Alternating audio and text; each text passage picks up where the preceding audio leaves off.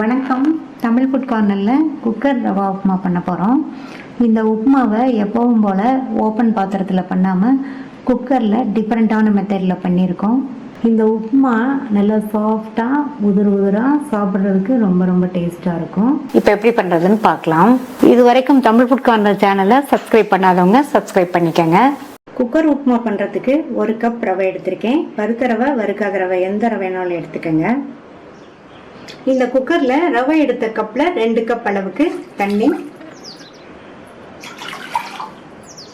1/2 cup தேங்காய் துருவல், cut பண்ண 50 கிராம் கேரட், 1 டீஸ்பூன் உப்பு சேர்க்கிறேன். நீங்க உங்களுடைய சுவைக்கு தகுந்தபடி சேர்த்துக்கங்க. இந்த தண்ணி நல்லா கொதிச்சு வரட்டும். இந்த பேன்ல 2 டேபிள் ஸ்பூன் தேங்காய் எண்ணெய் சேர்த்திருக்கேன். தேங்காய் எண்ணெய் சேர்த்து பண்ணுங்க, டேஸ்ட் ரொம்ப சூப்பரா இருக்கும். இப்போ எண்ணெய் சூடாயிடுச்சு. இதில் 1 டீஸ்பூன் கடுகு பொரிய ஆரம்பிச்சிருச்சு. இது கூட 2 டேபிள் ஸ்பூன் உளுந்து சேர்த்துக்கோங்க. உப்புமாக்கு இந்த மாதிரி உளுந்து அதிகமாக சேர்த்தோம்னா நல்லா வாசனையாக டேஸ்டாக இருக்கும்.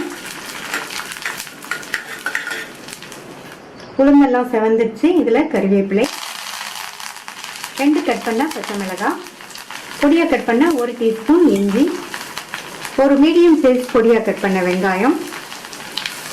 இதை லைட்டாக ஒரு வதக்கி விட்டுட்டு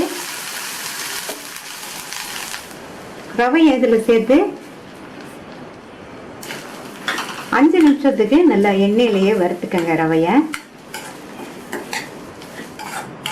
இப்போ 5 நிமிஷமா வறுத்தாச்சு. நல்ல ஒரு வாசனை வந்துட்டு இருக்கு. ரவையோட கலரும் லைட்டாக சேஞ்ச் ஆயிருக்கு. இப்போ தண்ணி நல்லா கொதிச்சுட்டு இருக்கு. இதில் 1 டேபிள் ஸ்பூன் நெய் சேர்த்துக்கங்க. இதில் நம்ம தாளிப்பு கொடுத்து வறுத்த ரவையை சேர்த்துடலாம்.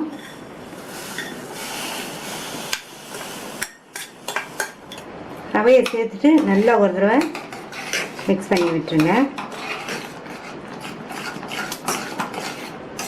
நல்லா ஒரு தடவை கலந்து விட்டுட்டு மூடி போட்டாச்சு. ஸ்டவ்வை சிம்மில் வச்சு 5 நிமிஷம் மட்டும் வேகட்டும். 5 நிமிஷம் வெந்ததுனாலே நமக்கு உப்புமா கரெக்டாக வெந்து நல்லா உதிராக வந்துடும். சிம்மில் வச்சு 5 நிமிஷம் ஆச்சு. ஸ்டீம்லாம் போயிடுச்சு.